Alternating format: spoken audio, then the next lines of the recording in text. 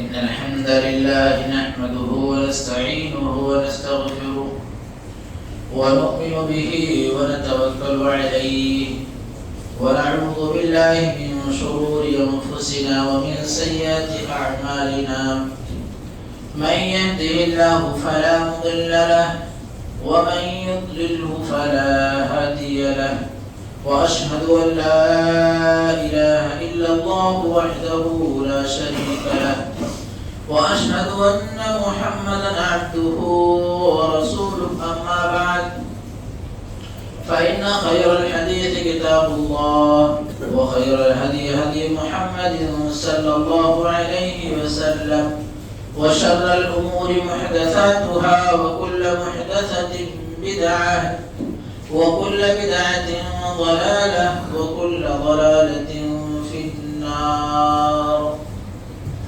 يا أيها الناس اعبدوا ربكم الذي خلقكم والذين من قبلكم لعلكم تتقون.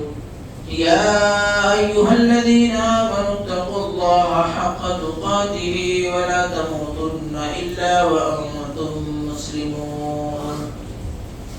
يا أيها الناس اتقوا ربكم الذي خلقكم من نفس واحدة وخلق منها زوجها وبث منهما رجالا كثيرا ونساء واتقوا الله الذي تساءلون به والأرحام إن الله كان عليكم رقيبا. قال الله تبارك وتعالى في كلامه المجيد قاف والقرآن المجيد بل عجبوا أن جاءهم منذر منهم فقال الكافرون هذا شيء عجيب أإذا متنا وكنا ترابا وذلك رجع بعيد قد علمنا ما تنقص الأرض منهم وعندنا كتاب حفيظ بل كذبوا بالحق لما جاءهم فهم في أمر مريج أفلم ينظروا إلى السماء فوقهم كيف بنيناها وزيناها وما لها من فروج والأرض مددناها وألقينا فيها رواسي وأنبتنا فيها من كل زوج بهيج تبصرة وذكرى لكل عبد منيب ونزلنا من السماء ماء مباركا فأنبتنا به جنات وحب الحصيد والنخل باسقات لها طلع نضيد رزقا للعباد وأحيينا به بلدة ميتا كذلك الخروج كذبت قبلهم قوم نوح وأصحاب الرس وثمود وعاد وفرعون وإخوان لوط وأصحاب الأيكة وقوم تبع كل كذب الرسل فحق وعيد أفعينا بالخلق الأول بل هم في لبس من خلق جديد. قال الله تبارك وتعالى في كلامه المجيد قال رب اشرح لي صدري ويسر لي أمري واحلل عقدة من لساني يفقه قولي اللهم رب زدني علما. يا أيها الذين آمنوا اتقوا الله وقولوا قولا سديدا يصلح لكم أعمالكم ويغفر لكم ذنوبكم ومن يطع الله ورسوله فقد فاز فوزا عظيما. وقال النبي صلى الله عليه وسلم أما هذا فقد صدق فقم حتى يقضي الله فيك. تمام قسم کی تعریف حمد و ثنا کبریائی اور بڑائی اللہ رب العالمین کے لیے لائق و سزاوار ہے جس نے ہم تمام انسانوں کی تخلیق کی ہے، جس نے ہم تمام انسانوں کو پیدا فرمایا اور اللہ رب العالمین جو دونوں جہانوں کا رب ہے وہ پیدا کرنے کے بعد ہمیں اور آپ کو یوں ہی لاچار اور بے بس بھٹکتا ہوا نہیں چھوڑا، بلکہ اللہ رب العالمین ہم تمام کے لیے اس دنیا میں بہت سارے انبیاء کا سلسلہ جاری رکھا۔ تمام انبیاء علیہم السلام پر درود نازل ہو، خصوصاً وہ آخری نبی و آخری پیغمبر جناب محمد رسول اللہ صلی اللہ علیہ وسلم پر۔ اللہ مالک کا ایک سب سے بڑا احسان یہی ہے کہ اللہ تعالیٰ اس دنیا میں اپنے بندوں کے گائیڈنگ کرنے کے لیے اللہ تعالیٰ نے بہترین انبیاء و رسول کا سلسلہ اس دنیا کے اندر جاری و ساری رکھا۔ اس آخری پیغمبر پر لاکھوں کروڑوں درود نازل ہوں، جس کا نام نامی اسم گرامی جناب محمد عربی صلی اللہ علیہ وسلم ہے۔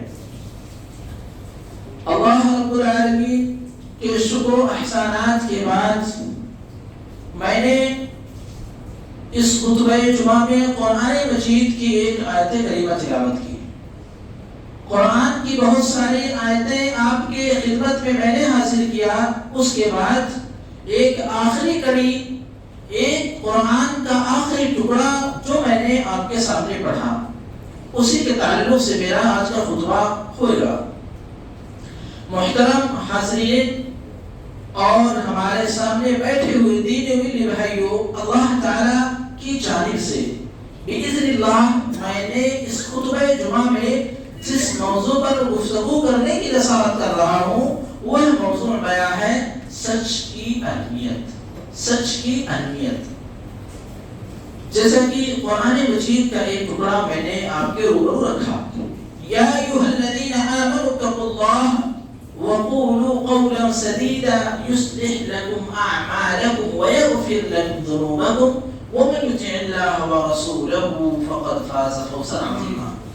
یہ اللہ تعالیٰ کا کلام ہے، مالک کا فرمان ہے، اور یہ قرآن کی آیت ہر وہ انسان کے نکاح کے وقت بھی پڑھی جاتی ہے جب ایک انسان ازدواجی زندگی میں منسلک ہوتا ہے، جب کوئی شخص نکاح کا خواہش رکھتا ہو، شادی کرنے کا ارادہ رکھتا ہو، تو جو قاضی ہوتے ہیں ان کے نکاح میں اس قرآن کی آیت کو ضرور پڑھا کرتے ہیں، اور انسان اس وقت اس آیت پر غور و فکر کرنے کے بجائے وہ اللہ تعالیٰ سے کے آیتوں سے غافل ہوتا ہے۔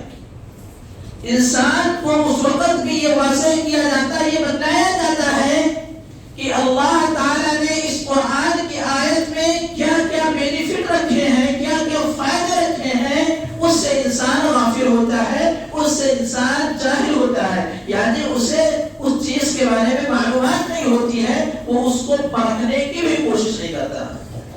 اور آپ تمام کے سامنے بھی قرآن کی یہی آیت بہت بار سنائی گئی ہوگی، آپ نے بہت بار سنے ہوں گے، لیکن کیا آپ نے اس پر کبھی غور کیا؟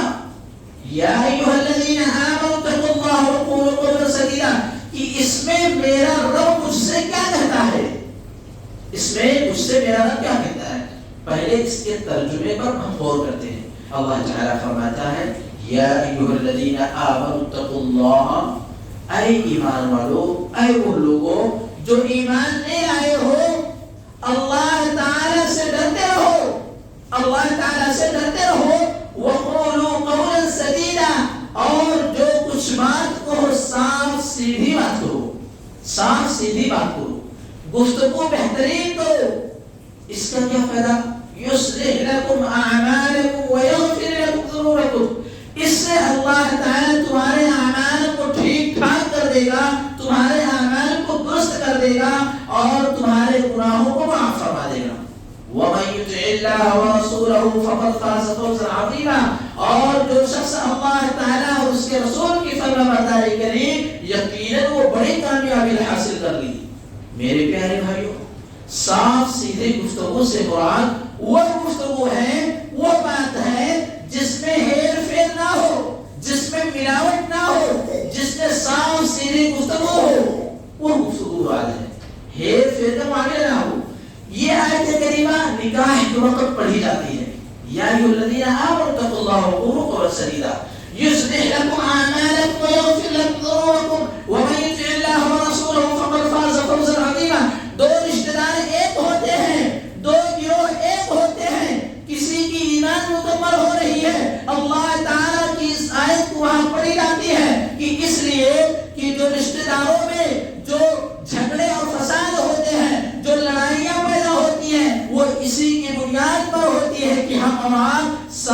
سیدھی گفتگو نہیں کرتے، ہیر پھیر کی بات کرتے ہیں، اسی وجہ سے لڑائیاں ہوتی ہیں، فساد ہوتے ہیں، رشتہ داری ختم ہوتی ہے، رشتہ داری منقطع ہو جاتی ہے۔ کیوں؟ یہاں پر ہم سچ نہیں بولتے، صاف سیدھی گفتگو نہیں کرتے۔ تو اللہ تعالیٰ نے یہی کہا وَقُولُوا قَوْلًا سَدِيدًا کہ تم صاف سیدھی گفتگو کرو، ہیر پھیر کا معاملہ نہ کرو، ورنہ تمہاری رشتہ داری بھی قائم رہے گی۔ یقین کریں کہ اگر انسان صاف سیدھی گفتگو کرے تو رشتہ داری بھی قائم ہوئے گی، رشتہ بھی قائم رہے گا، اور دنیا بہترین گزرے گی، دنیا کی زندگی بہترین گزرے گی۔ تو اللہ تعالیٰ نے سچ بولنے کے دو بینیفٹس بتائے، دو فائدے بتائے کہ جو شخص اللہ تعالیٰ سے ڈرتا ہو اور اللہ تعالیٰ کی سچ بولتا ہو تو اس کا بینیفٹ یہ ہے، اس کا فائدہ یہ ہے یصلح لکم کہ تمہارے اعمال کی اصلاح کر دی جائے گی، تمہارے اعمال کی درستگی کر دی جائے گی، تمہارے اعمال کو ٹھیک ٹھاک کر دیا جائے گا۔ دو فائدے۔ اس کے بعد پہلا تو اعمال کو ٹھیک کیا جائے گا۔ کون کرے گا؟ اللہ کرے گا، میں نہیں کروں گا، آپ نہیں کریں گے، اللہ کرے گا۔ کہ بندہ اگر گنہگار ہوتا ہے تو اس کے اعمال کو اللہ درست کرتا ہے، درست کرنے کے بعد وَيَغْفِرْ لَكُمْ ذُنُوبَكُمْ، اللہ تعالیٰ کہتا ہے دوسرا فائدہ یہ ہے، دوسرا بینیفٹ یہ ہے کہ اللہ تعالیٰ اس کے گناہوں کو معاف فرمائے گا۔ پہلا سچ بولنے کا فائدہ کہ ہمارے اعمال کو درست کرے گا، دوسرا فائدہ کہ ہمارے گناہوں کو معاف فرمائے گا۔ کتنی بہترین نعمت ہے، کتنے بہترین فائدے ہیں۔ اب وہ بدنصیب ہوگا وہ انسان جو سچ بولنے کے بجائے وہ جھوٹ بول کر ان دو فائدوں سے محروم ہوتا ہے۔ وہ کون سا شخص ہوگا جو سچ بول کر یہ دونوں فائدے نہ دے؟ میرے پیارے بھائیوں، سچ بولیے اور یہ دونوں بینیفٹ اپنے اعمال میں درج کرائیے۔ اللہ تعالیٰ کی جانب سے آپ کے اعمال کی درستگی ہوگی اور آپ کے گناہوں کی معافی بھی کی جائے گی، آپ کے گناہ معاف کر دیے جائیں گے۔ اس کے بعد اللہ تعالیٰ نے ایک دوسرے مقام پر بیان فرمایا یا ایھا الذین آمنوا اتقوا اللہ وقولوا قولا سدیدا۔ اس کے بعد اللہ تعالیٰ نے فرمایا یا الذین آمنوا اتقوا اللہ وکونوا مع الصادقین۔ یہ آیت کریمہ ان لوگوں کے لیے ہے جو اس دنیا کے اندر رہتے ہوئے اس کنفیوژن میں جی رہے ہیں، اس شک و شبہ میں جی رہے ہیں کہ مجھے کیا کرنا چاہیے۔ سچ بولنے والے گروہ کے شامل میں ہونا چاہیے، یہ جھوٹ بولنے والے گروہ کے فہرست میں شامل ہونا چاہیے۔ تو اللہ تعالیٰ نے واضح کیا ہے آمنوا اتقوا اللہ وکونوا مع الصادقین۔ اے ایمان والو، اے وہ لوگوں جو ایمان لے آئے ہو، اللہ تعالیٰ سے ڈرتے رہو، وکونوا مع الصادقین، اور سچ بولنے والوں کے فہرست میں، سچ بولنے والوں کے فہرست میں شامل ہو جاؤ۔ یہاں پر واضح ہوا کہ جو سچ بولنے والا گروہ ہو اس میں انسانوں کو، مومنوں کو شامل ہونا چاہیے۔ جھوٹے گروہوں سے وہ منقطع ہوں، اس سے دوری اختیار کرے، جھوٹے گروہوں سے دور ہو جائیں، یہ اللہ تعالیٰ نے کہا۔ اور اس کا حکم اللہ تعالیٰ نے کب دیا؟ ان تین صحابہ کرام رضی اللہ عنہم کے واقعے گزر جانے کے بعد اللہ تعالیٰ نے یہ حکم دیا۔ تقریباً آپ تمام کو معلوم بھی ہوئے گا کہ وہ تین صحابہ کرام کا کون سا واقعہ ہے، میں بتلاتا ہوں، آپ کی خدمت میں پیش کرتا ہوں۔ وہ واقعہ اللہ تعالیٰ نے اس واقعے کے گزر جانے کے بعد یہ آیت کو حکم دیا، اس کی تاکید فرمائی کہ اس پر عمل کیجئے۔ ان تین صحابہ کرام جو جنگ تبوک میں بغیر عذر کے پیچھے رہے، جو جنگ تبوک میں بغیر عذر کے پیچھے رہے، اور ان میں سے کچھ منافقین تھے جنہوں نے جھوٹے عذر بیان کر کے اللہ تعالیٰ سے تو یعنی اللہ کے نبی سے توبہ استغفار کروا دی اور اپنے جھوٹے عذر بیان کر کے نکل گئے۔ تو اللہ تعالیٰ نے ان تین صحابہ کرام کو جنہوں نے جھوٹے عذر بیان کرنے کے بجائے سچ بولا اور گناہ کا اعتراف کر لیا، اور اللہ تعالیٰ نے اس کا فائدہ بتلایا کہ ان تین صحابہ کرام جنہوں نے سچ بولا اور گناہ کا اعتراف کر لیا، اور اللہ تعالیٰ نے جن لوگوں کے لیے جہنم کی وعید سنائی ہے، جن لوگوں کو اللہ تعالیٰ نے اپنے عذاب و عقاب سے ڈرایا ہے، اللہ تعالیٰ نے ان کی بابت وہاں بتا دی۔ اللہ نے کہا انہم رجس ومأواہم جہنم جزاء بما كانوا یکسبون، کہ ان تین صحابہ کرام رضی اللہ عنہم کے علاوہ جن لوگوں لوگوں نے جھوٹے عذر بیان کر کے یعنی منافقوں کا تفسیر اللہ تعالیٰ نے کیا کہ ان کی کرتوتوں کی وجہ سے انہم رجس ومأواہم جہنم جزاء بما کانوا یکسبون، ان کے کرتوتوں کی وجہ سے ان کا ٹھکانہ باعث جہنم ہے۔ گویا کہ یہ بھی واضح ہوا کہ جھوٹے عذر بیان کرنے پر ٹھکانہ جہنم ہوتا ہے۔ تو اللہ تعالیٰ اس ٹھکانے سے ان 3 صحابہ کرام کو بچا لیا۔ ان 3 صحابہ کرام رضی اللہ عنہم میں سے پہلے صحابہ حضرت کعب بن مالک رضی اللہ عنہ ہیں۔ حضرت کعب بن مالک رضی اللہ عنہ کہتے ہیں کہ جب جنگ تبوک کا موقع تھا تو میں اتنا انتہائی خوشحال تھا، اتنا طاقتور تھا کہ میں اس دنیا میں اتنا طاقتور کبھی تھا ہی نہیں، اس دنیا میں اس سے زیادہ کبھی خوشحال تھا ہی نہیں۔ لیکن میں نے یہ سوچا کہ صحابہ کرام رضی اللہ عنہ کا قافلہ جا رہا ہے اور ابھی ہم تھوڑا رک کر کے نکلیں گے۔ پھر بعد میں ایسا ہوا کہ وہ سوچے کہ ملنے پر میں قادر ہوں کہ پہلے صحابہ نکل جائیں گے، اس کے بعد تھوڑا رک کر کے جائیں گے، پھر ان صحابہ کا ہم ساتھ دھر لیں گے، ان کا ساتھ لے لیں گے، ان کا ساتھ ہو جائیں گے۔ لیکن ایسا نہ ہوا۔ جب حضرت کعب بن مالک رضی اللہ عنہ روانہ کے تیار ہوئے تو پتہ چلا کہ قافلہ دور نکل گیا ہے۔ اس وجہ سے حضرت کعب بن مالک پیچھے رہ گئے، اور کعب بن مالک رضی اللہ عنہ کہتے ہیں کہ میں جب یہ سوچتا کہ میں انتہائی خوشحال تھا، انتہائی طاقتور ہونے کے باوجود بھی میں اس جنگ سے پیچھے رہ گیا۔ اس جنگ میں پیچھے رہ جانے والوں کی 2 شکلیں اللہ تعالیٰ نے بتلائی، یا تو وہ منافقین جنہوں نے جھوٹے عذر بیان کیے، دوسرے وہ گروہ جنہیں اللہ تعالیٰ نے معذور قرار دیا ہے۔ یہ بات سوچ کر کے میں افسردہ ہوتا ہوں کہ مجھے تو معذور نہیں قرار دیا گیا، میں تو معذور نہیں ہوں، لیکن اس کے باوجود بھی میں پیچھے رہ گیا۔ وہ بہت افسردہ ہوئے۔ افسردہ ہونے کے بعد جب پتہ چلا کہ اللہ کے نبی صلی اللہ علیہ وسلم جنگ تبوک سے واپس آ رہے ہیں، لوٹ رہے ہیں، تو انہیں اور انتہائی افسردگی ہونے لگی اور ان کے دل میں خیالات آنے لگے، اور کعب بن مالک رضی اللہ عنہ اپنے گھر میں گئے۔ کچھ سمجھدار افراد سے مشورہ بھی کرنے لگے اور کہنے لگے کہ اللہ کے نبی صلی اللہ علیہ وسلم جنگ تبوک سے لوٹ رہے ہیں، واپس آ رہے ہیں، اب بتلائیے کہ اللہ کے نبی صلی اللہ علیہ وسلم اس سے پوچھیں گے کہ تم کیوں پیچھے رہ گئے، تو میں اس کا جواب کیا دوں گا۔ تو چنانچہ میں اپنے گھر کے سمجھدار افراد سے بھی مشورہ لیا اور سوچنے لگا کہ چلو کوئی عذر بیان کر کے ہم بھی بچ نکلیں گے۔ لیکن جب بعد میں یہ پتہ چلا کہ اللہ کے نبی صلی اللہ علیہ وسلم پہنچنے والے ہی ہیں، تب میرے دل سے جھوٹے عذر بیان کرنا، یہ خیالات میرے دل سے نکل گئے، اور میں نے ٹھان لیا، سوچ لیا کہ میں سچ بول کر کے نکلوں گا، بھلے سے ہی مجھے اس دنیا میں کوئی پریشانی مل جائے، مجھے قبول ہے، لیکن میں سچ بول کر کے ہی نکلوں گا۔ گویا کہ اللہ کے نبی صلی اللہ علیہ وسلم تشریف لائے، جنگ تبوک سے لوٹے، اس کے بعد آپ صلی اللہ علیہ وسلم مسجد میں 2 رکعت نماز ادا کی۔ نماز ادا کرنے کے بعد لوگوں سے پھر ملاقات کرنے کے لیے بیٹھ گئے، اور ملاقات کرنے کے بعد جب لوگ آتے گئے، ملتے گئے، سلام کرتے گئے، سلام پیش کرتے گئے، اس کے بعد ان میں سے وہ منافقین کا بھی نمبر آیا جنہوں نے بغیر عذر جنگ تبوک میں پیچھے رہ گئے، اور جنہوں نے جھوٹے عذر بیان کر کے اللہ کے نبی صلی اللہ علیہ وسلم کے سامنے سے نکل گئے، بچ نکلے۔ انہوں نے اللہ تعالیٰ اللہ کے نبی صلی اللہ علیہ وسلم کے سامنے جھوٹے عذر بیان کیے، ان کی تعداد 80 سے زیادہ تھی۔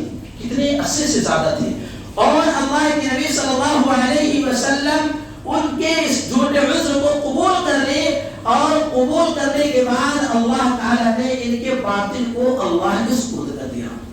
چلیے آپ جو بول رہے ہیں ٹھیک ہے، لیکن میں آپ کے باطن کو اللہ کے سپرد کرتا ہوں۔ کون کہہ رہے ہیں؟ پیارے نبی جناب محمد رسول اللہ صلی اللہ علیہ وسلم۔ ان منافقین کی توبہ قبول کر لی، لیکن کرنے کے بعد اللہ تعالیٰ کے حوالے ان کے باطن اعمال کو کر دیا۔ اس کے بعد جب نمبر حضرت کعب بن مالک رضی اللہ عنہ کا آیا، جب وہ تشریف لائے، اللہ کے نبی صلی اللہ علیہ وسلم پوچھتے ہیں کعب بن مالک تم کیوں پیچھے رہ گئے؟ انہوں نے کہا اللہ کے نبی صلی اللہ علیہ وسلم آپ کے سامنے کوئی اور شخصیت ہوگی، آپ کے سامنے کوئی اور ہوتا تو میں آج جھوٹ بول کر کے اپنا موقف منوا سکتا ہوں، اس لیے کہ مجھے اللہ تعالیٰ نے فصاحت و بلاغت دی ہے، اور میں اپنی فصاحت و بلاغت کے باوجود اس کے بنا پر میں اپنا موقف منوا کر کے میں نکل لوں گا، لیکن مجھے امید ہے کہ اگر میں آپ کے سامنے جھوٹ بولا تو مجھے یہ امید ہے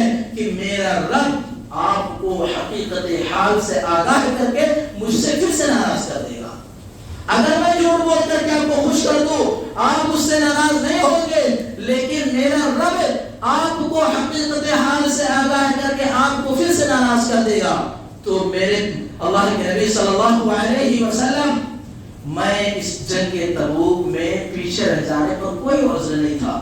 وہ کہتے ہیں اللہ کے نبی صلی اللہ علیہ وسلم میرے پاس کوئی عذر نہیں تھا، بلکہ جب میں نے جنگ تبوک کا واقعہ سنا تو میں اتنا خوشحال ہو گیا تھا، باغات پھلوں سے لدے ہوئے تھے، میں اتنا طاقتور تھا کہ اللہ کے نبی صلی اللہ علیہ وسلم، میں اتنا طاقتور کبھی نہ تھا۔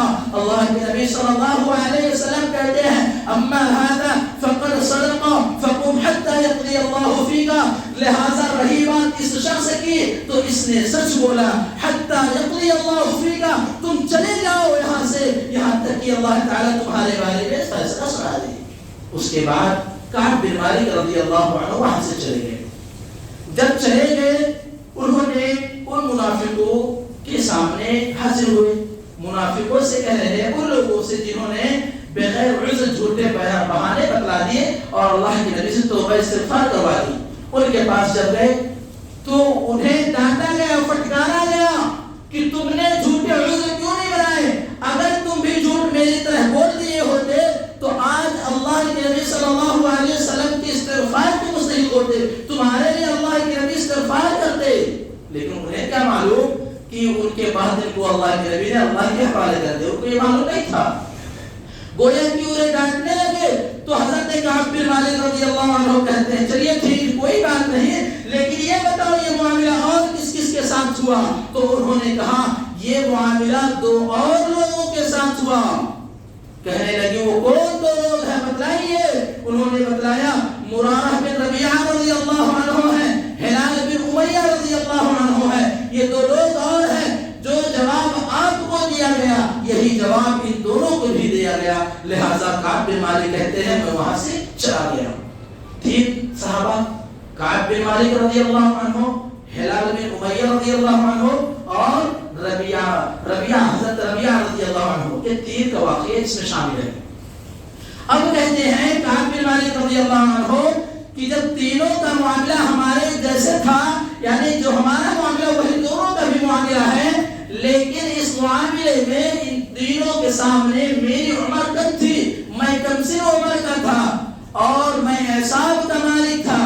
اس کے بعد ان دونوں نے ہلال بن امیہ، ہلال بن ربیعہ، مرارہ بن ربیعہ رضی اللہ عنہ یہ سن کر کے جا کر اپنے گھروں میں بیٹھ گئے، روتے ہوئے دن رات گزارنے لگے، اور میں اعصاب کا مالک تھا، میں گھروں میں نہیں بیٹھا، میں بازاروں میں جاتا، مارکیٹوں میں جاتا اور یہاں تک کہ مسجدوں میں جاتا، گھر سے باہر بھی نکلتا، لیکن اللہ کے نبی صلی اللہ علیہ وسلم ملتے سامنے ہوتے، میں اللہ کے نبی صلی اللہ علیہ وسلم سے سلام بھی پیش کرتا، لیکن مجھے یقین نہیں ہوتا کہ میرے سلام کا جواب اللہ کے نبی صلی اللہ علیہ وسلم دیے کہ نہیں، آپ کے ہاتھ بولے ہیلے ہیں کہ نہیں ہیلے ہیں۔ اور کعب بن مالک رضی اللہ عنہ کہتے ہیں جب میں مارکیٹ میں نکلتا، بازار میں نکلتا تو اللہ کے نبی صلی اللہ علیہ وسلم ہم تینوں سے ملاقات کرنے کے لیے لوگوں سے منع کر دیے، لوگوں کو منع کر دیا تینوں سے ملاقات کرنے کے لیے۔ اور جب میں مارکیٹ میں نکلتا لوگ میرے پاس سے گزرتے،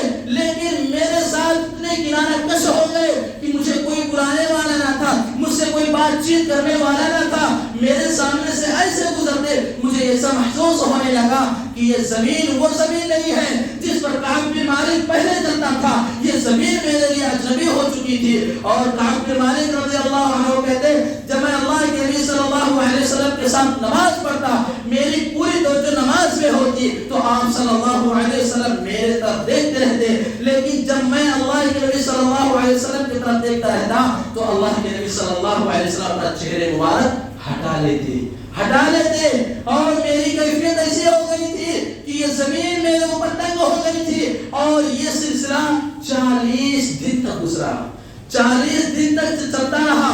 40 دن گزر جانے کے بعد اللہ کے نبی صلی اللہ علیہ وسلم کی طرف سے دوسرا حکم آیا کہ تم تینوں اپنی بیویوں سے بھی الگ ہو جاؤ۔ کعب بن مالک رضی اللہ عنہ کہتے ہیں میں اپنی بیوی کو ان کے گھر لے جا کر کے چھوڑ دیا اور اپنی بیویوں سے بھی الگ ہو گئے۔ اب بتلائیے یہ سلسلہ 40 دن کے بعد 50 راتیں گزر گئی۔ 50 راتیں گزر جانے کے بعد جب 40 سے 50 راتیں گزر رہی ہیں وہ اللہ تعالیٰ سے کہتے ہیں کہ میری حالت ایسی تھی کہ میں زمین پر چل رہا تھا، اتنی تنگحال تھی کہ میری تنگحالی کو، میری پریشانی کو اللہ تعالیٰ نے بتلا دیا۔ اللہ تعالیٰ نے کہا ضاقت علیہم الارض بما رحبت وضاقت علیہم انفسہم وظنوا ان لا ملجأ من اللہ الا الیہ۔ اللہ تعالیٰ سے کہتے ہیں اللہ تعالیٰ ان کی حالت کو بتلا دیا کہ یہ زمین وسیع ہونے کے باوجود، یہ زمین لمبے ہونے کے باوجود اس قدر ان کے اوپر تنگ ہو چکی تھی کہ ان کے ساتھ کوئی بات کرنے کے لیے تیار نہ ہوتا، اور ان کی خود کی جانیں، کعب بن مالک رضی اللہ عنہ کی خود کی جانیں بھی ان کے اوپر تنگ ہو گئی تھی۔ اسی طریقے سے 40 دن گزر جانے کے بعد جب 50 راتیں گزر گئی، 40 دن کے بعد اپنی بیویوں سے الگ ہو جاؤ، 10 راتیں اور اکیلے تنہائی میں گزارے۔ کہتے ہیں کعب بن مالک کہ میرے لیے اور اتنا افسردگی کی بات تھی کہ جب اللہ کے نبی نے کہنے لگے کہ 40 دن گزر جانے کے بعد اپنی بیویوں سے الگ ہو جائے تو میرے پاس ایک غسان کا بادشاہ کی طرف سے لے کر آیا، ایک خط آیا، غسان کا بادشاہ اس میں لکھتا ہے اور کہتا ہے کہ مجھے معلوم ہے تمہارے ساتھی نے تمہارے ساتھ بے وفائی کی ہے اور ہم تمہیں ایسے ضائع نہیں کر دیں گے، تمہیں ایسے اکیلے تنہا نہیں چھوڑیں گے، لہذا تم ہمارے پاس آ جاؤ، ہمارے لوگوں میں شامل ہو جاؤ۔ کعب بن مالک رضی اللہ عنہ کہتے ہیں لوگ دیکھو یہ ایک اور آزمائش آتی، لہذا کعب بن مالک اس لیٹر کو، اس خط کو پھاڑ کر پھینک دیتے ہیں اور ان کی حالت کو ضاقت علیہم الارض بما رحبت وضاقت علیہم انفسہم وظنوا ان لا ملجأ من اللہ الا الیہ۔ اللہ تعالیٰ نے ان کی حالت کو بیان کر دیا۔ اس کے بعد جب 50 راتیں گزر گئی تو اللہ کے نبی صلی اللہ علیہ وسلم کی طرف سے خوشخبری آئی۔ وہ کعب بن مالک رضی اللہ عنہ کہتے نماز فجر میں نے اپنے گھر کے چھپر ادا کی اور جب میں نماز فجر ادا کرنے کے بعد میں اٹھا تو مجھے ایک طرف سے آواز آنے لگی کہ ایک شخص پہاڑ کے چوٹی پر کھڑے ہو کر کہتا ہے یا کعب بن مالک ابشر، اے کعب بن مالک رضی اللہ عنہ تمہیں خوشخبری ہو، اللہ تعالیٰ نے تمہاری توبہ قبول کر لی ہے۔ لہٰذا اتنے خوشحال ہو گئے کہ کعب بن مالک رضی اللہ عنہ کہتے ہیں کہ مجھ سے ملنے کے لیے لوگ تیز رفتار گھوڑے کا سہارا کرنے لگے۔ وہ تیز رفتار گھوڑے سے بھی زیادہ تیز آواز اس شخص کی تھی جس نے پہاڑ کے چوٹی پر کے کھڑا ہو کر کے یہ الفاظ بیان کیا یا کعب بن مالک ابشر، ہے کعب بن مالک رضی اللہ عنہ تمہیں خوشخبری ہو۔ لہٰذا میں نبی کریم صلی اللہ علیہ وسلم کے خدمت میں حاضر ہوا۔ جب میں اللہ کے نبی صلی اللہ علیہ وسلم کی خدمت میں حاضر ہونے کے لیے گیا تو لوگ مجھ سے فوج در فوج ملتے رہے، سلام پیش کرتے رہے۔ جب اللہ کے نبی صلی اللہ علیہ وسلم کی خدمت میں حاضر ہوا، آپ صلی اللہ علیہ وسلم مسجد میں تشریف فرما تھے۔ اللہ کے نبی صلی اللہ علیہ وسلم کا چہرے مبارک اتنا روشن تھا، اتنا چمکدار ہو گیا کہ کعب بن مالک کہتے ہیں آج تک میں ایسا چہرہ اتنا انور چہرہ میں کسی کا چہرہ دیکھا ہی نہیں۔ اور کعب بن مالک کہتے ہیں کہ اللہ کے نبی صلی اللہ علیہ وسلم آج اتنے خوشحال ہیں، آج ان کا چہرہ اتنا روشن ہے جیسے لگ رہا ہے کہ چاند روشن ہے۔ اس کے بعد کعب بن مالک رضی اللہ عنہ سے کہتے ہیں اللہ کے نبی صلی اللہ علیہ وسلم کعب بن مالک تمہیں تمہاری ماں نے جب سے جنم دیا ہے، جب سے تم پیدا ہوئے ہو اس دن سے لے کر آج تک کے دن تمہارے لیے کوئی ایسا دن نہیں تھا، لہٰذا آج کا دن تمہارے لیے ابشر خوشخبری ہو، تمہیں مبارک ہو، آج کا دن تمہارے لیے بہتر دن ہے، خوشی کا دن ہے، لہٰذا تمہیں مبارک ہو۔ یہ خوشی سننے کے بعد کہ اللہ تعالیٰ نے میری توبہ قبول کر لی، کہ میں نے سچ بولا، جھوٹ نہیں بولا، بلکہ سچ بول کر کے بھلے مجھے اتنی پریشانیاں مل گئی، انہوں نے اس کی خوشی میں شکرانے کے طور پر کہتے ہیں اللہ کے نبی صلی اللہ علیہ وسلم مجھے جو حصہ مل رہا ہے میں اپنا پورا مال، اپنا تمام چیز میں اللہ کی صدقہ کرتا ہوں، اور مجھے یقین تھا، امید تھا کہ میرا رب میرے توبے کو قبول فرمائے گا اور مجھے نجات دے گا۔ آج وہ دن آ گیا کہ میرا رب مجھ سے راضی ہو گیا، میرے توبے کو قبول کر لیا۔ اللہ کے نبی میرا مال اللہ کے لیے صدقہ ہے، اللہ کے نبی صلی اللہ علیہ وسلم کہتے نہیں، کعب بن مالک اس مالک میں پاس رکھ لو. پھر جواب میں کہتے ہیں کعب بن مالک رضی اللہ عنہ نہیں، اللہ کے نبی صلی اللہ علیہ وسلم مجھے جو خیبر سے حصہ ملے گا اس کو میں اپنے پاس رکھ لوں گا، اس کو میں اللہ کے لیے صدقہ کرتا ہوں. لہذا وہ اللہ تعالیٰ کے لیے صدقہ کر دیے. یہ اتنی بڑی خوشخبری ہے، اتنی بڑی کامیابی ہے صرف ایک شخص کے لیے. ذرا بتائیے اگر وہ چھوٹے سے عذر بیان کر دیتے، بہانے کر دیتے، کیا نقصان تھا؟ کچھ نہیں. ظاہری طور پر دیکھنے طور پر بظاہر کوئی نقصان نہیں تھا، لیکن انہوں نے سچ کا سہارا لیا. بھلے اتنی مصیبتیں آئیں، دیکھیے اس مصیبت کے آنے کے بعد اللہ تعالیٰ نے کتنا بڑا فائدہ ان کو دیا. تو میرے پیارے بھائیوں، اس کے بعد کعب بن مالک رضی اللہ عنہ کہتے ہیں کہ اللہ کی قسم میں اس کے بعد جب تک میں اس دنیا میں قائم رہوں گا، جب تک میری زندگی اس دنیا میں رہے گی، میں کبھی جان بوجھ کر جھوٹ نہیں بولوں گا. لہٰذا اللہ تعالیٰ سے دعا کرے کہ اللہ تعالیٰ ہم تمام کو سچ بولنے والوں کے فہرست میں شامل فرما. آمین. اس کے بعد یہ واقعہ ختم ہونے کے بعد جو لمبی تفصیلی واقعہ تھی، اس کے بعد اللہ تعالیٰ نے قرآن کا ایک آیت جاری کیا. وہ آیت ہے قل یا عبادی یا الذین آمنوا اتقوا اللہ وکونوا مع الصادقین کے بعد اللہ تعالیٰ کہتا ہے کہ سچ بولنا متقین کی صفت ہے، سچ بولنا اچھے لوگوں کی صفت ہے. وجاء بالصدق وصدق به اولئک الذین صدقوا. یہ اللہ تعالیٰ کا کلام ہے. سچ بولنے والوں کا فائدہ یہ ہے کہ جو سچ بولے گا اس کا اجر اللہ تعالیٰ کے پاس ہوئے گا، اور اللہ تعالیٰ کہے گا جاؤ تم جو کچھ مانگنا چاہتے ہو، تم جو کچھ چاہتے ہو، سب اللہ تعالیٰ کے پاس ہے. یہ کتنی بڑی گفٹ ہے، کتنا بڑا تحفہ ہے. یہ کسی اور کو یہ تحفہ مل سکتا نہیں. سچ بولو گے، جو چاہو گے اللہ تعالیٰ سے پالو گے. میرے پیارے بھائیوں، تو سچ بولنا متقین کی صفت ہے، نیک لوگوں کی صفت ہے. سچ بولنا نیک لوگوں کی پہچان ہے. اور اسی طریقے سے اللہ تعالیٰ نے مغفرت اور اجر عظیم کا بھی وعدہ کیا ہے. سورہ احزاب آیت نمبر 35 پڑھیے، لمبی آیت ہے، بڑی آیت ہے. ان المؤمنین والمؤمنات والمسلمین والمسلمات. یہ آیتیں بہت لمبی ہیں، آپ پڑھیے. اللہ تعالیٰ نے یہاں مغفرت اور اجر عظیم کا وعدہ رکھا ہے. اور اس کے بعد اللہ کے نبی صلی اللہ علیہ وسلم جس کا معاملہ حضرت کعب بن مالک کے ساتھ کی انہوں نے بنا کیا. اس کے بعد کعب بن مالک رضی اللہ عنہ کے واقعہ ختم ہونے کے بعد اللہ کے نبی صلی اللہ علیہ وسلم صادق الامین تھے، سچے تھے. اور ان کی سچائی کی سب سے بڑی گواہی، سب سے بڑی شہادت میں آپ کے سامنے رکھتا ہوں کہ اللہ کے نبی صلی اللہ علیہ وسلم کے سچ ہونے پر، یعنی صادق الامین ہونے پر، ابو سفیان شاہ روم ہرقل نے جب وہ مسلمان نہ تھے، انہوں نے اللہ کے نبی صلی اللہ علیہ وسلم کی سچائی کا ثبوت دیا کہ اللہ کے نبی محمد جس کا نام ہے وہ سچے ہیں، صادق ہیں، امین ہیں، اور وہ نیک اور متقی پرہیزگار لوگوں میں سے ہیں.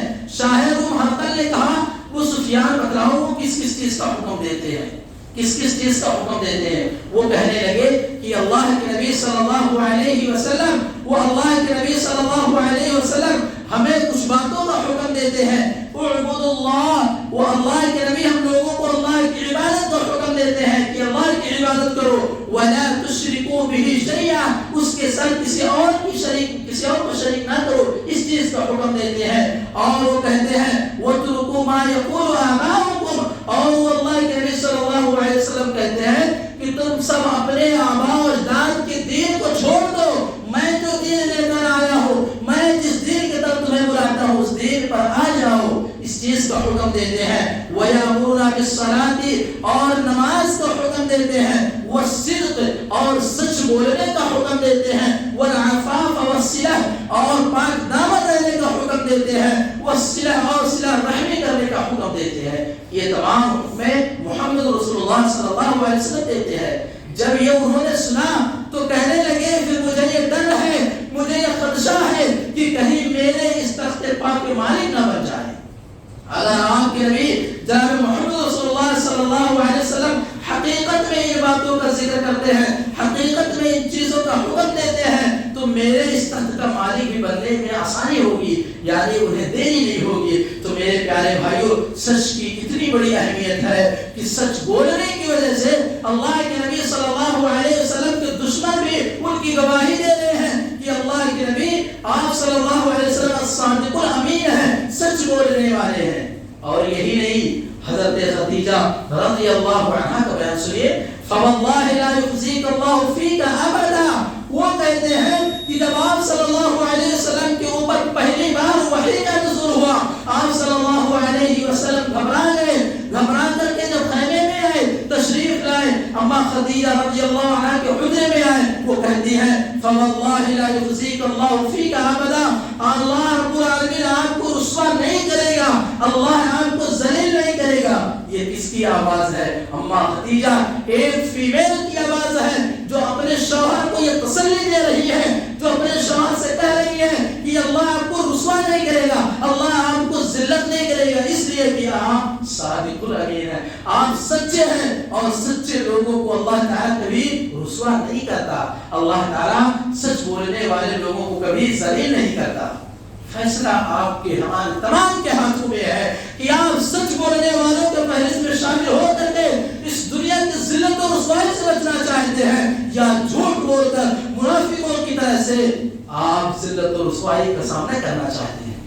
اگر ذلت چاہیے تو جھوٹ بولیے اور منافقوں کی طرح عمل کیجیے۔ میرے پیارے بھائیوں، ہمارا خلاصہ کلام یہ ہے کہ اللہ تعالیٰ سے دعا کرے کہ اللہ تعالیٰ ہم تمام کو سچ بولنے والوں کی فہرست میں شامل فرمائے، اور اللہ تعالیٰ ہمارے اعمال کی درستگی کر دے، اللہ تعالیٰ ہمارے گناہوں کو معاف فرما دے، آمین۔ اللہ رب العالمین سے ہم دعا کریں کہ اللہ رب العالمین ہم سچ بولنے والوں کے اندر وہ صفات عطا فرما جو کعب بن مالک رضی اللہ عنہ کے اندر صفت تھی۔ اللہ رب العالمین سے دعا ہے کہ اللہ تعالیٰ ہم تمام کو سچ بولنے والوں میں شامل فرما، اور ہمیں اس دنیا میں ذلت و رسوائی سے بچا لے، آمین۔ آج جو مسلمان ذلت و رسوائی کا سامنا کر رہا ہے، کیوں؟ وہ جہیل ہے، وہ جھوٹ بول رہا ہے، سچ کا سہارا نہیں لیتا، ہیر پھیر کی باتیں کرتا ہے، اس لیے آج مسلمان ذلت و رسوائی کا سامنا کرتا ہے۔ میرے پیارے بھائیوں، سچ بولو گے جیسے اللہ کے نبی صلی اللہ علیہ وسلم کے دشمن بھی ان کی شہادت دی کہ وہ سچے ہیں، اور اما خدیجہ نے بھی کہا کہ آپ کو اللہ رسوا نہیں کرے گا، تو یقیناً آپ مسلمان ہیں، مومنین میں آپ شامل ہیں، لہذا آپ بھی سچ بولیں گے تو اپنے رب سے امید رکھیں کہ اللہ مسلمانوں کو کبھی ذلت و رسوائی کا سامنا نہیں کرنے دے گا۔ میرے پیارے بھائیوں، اللہ تعالیٰ سے دعا کرتے ہیں اللہ تعالیٰ ہم تمام کو ذلت و رسوائی سے بچا، آمین۔ اللہ رب العالمین ہم تمام مسلمان بھائیوں بہنوں کو جو اس دنیا میں قرض دار ہیں، اللہ ان کے قرض کی ادائیگی کی توفیق عطا فرما، آمین۔ اللہ رب العالمین ہم تمام مسلمان بھائی اور بہنیں جو آج آپریشن کے لیے کہیں گئے ہوں، اللہ ان کے آپریشن کو کامیاب و کامرا بنا، آمین۔ اللہ رب العالمین جو مسلمان بھائی اور بہنیں آج پریشان حال ہیں، اللہ ان کے پریشانی کو دور فرما دے، ان کے ساتھ خیر کا معاملہ عطا فرما، اللہ کی یتیموں بیواؤں کا سہارا بن جا، آمین۔ اللہ رب العالمین جو مسلمان بھائی اور بہنیں آج گناہوں کے اندر ڈوبے ہوئے ہیں، اللہ ہم تمام کے گناہوں کو برف پانی اور اوروں سے دھل دے، اللہ ہم تمام گناہوں میں ڈوبے ہوئے ہیں، سر سے لے کر پاؤں تک گناہوں میں ڈوبے ہوئے ہیں، اللہ ہمارے گناہوں کو معاف فرما، آمین۔ اللہ رب العالمین ہم تمام مسلمانوں کی مدد فرما، نصرت عطا فرما، اللہ فلسطین کے مسلمانوں پر مدد عطا فرما، اللهم انصر المسلمين في كل فلسطين، اللهم انصر المسلمين في كل فلسطين، اللهم انصر المسلمين في كل فلسطين۔ اللہ رب العالمین آج مسلمان بھائی اور بہنیں جو بھی بیمار ہو، پریشان حال ہو، تنگ دستی میں ہو، اللہ جن بھی حالات میں مسلمان ہو، اللہ تعالیٰ ان کے لیے ہر طرف سے ان کی مصیبتیں دور فرما، ان کے لیے آسانی عطا فرما، اللہ رب العالمین تو ظالموں کو ہدایت دے یا انہیں تباہ و برباد کر دے۔ ظلم سے مراد میں آپ کو واضح کر دوں، ظالم سے مراد صرف وہی لوگ نہیں ہے جو کفار و مشرکین ہیں، ظلم میں ظالم میں وہ لوگ بھی شامل ہیں جو مومنین نہیں ہیں، کسی کے اوپر جو ظلم کرتے ہیں وہ بھی شامل ہیں، تو لہٰذا اللہ تعالیٰ تو ظالموں کو ہدایت دے اور انہیں تباہ و برباد کر دے، آمین۔ اللہ رب العالمین ہمارے دعاؤں کو قبول فرما، آمین۔ بارک اللہ لنا ولکم فی القرآن العظیم ونفعنا وإیاکم بالآیات والذکر الحکیم، انہ تعالی جواد کریم ملک بر رؤوف رحیم۔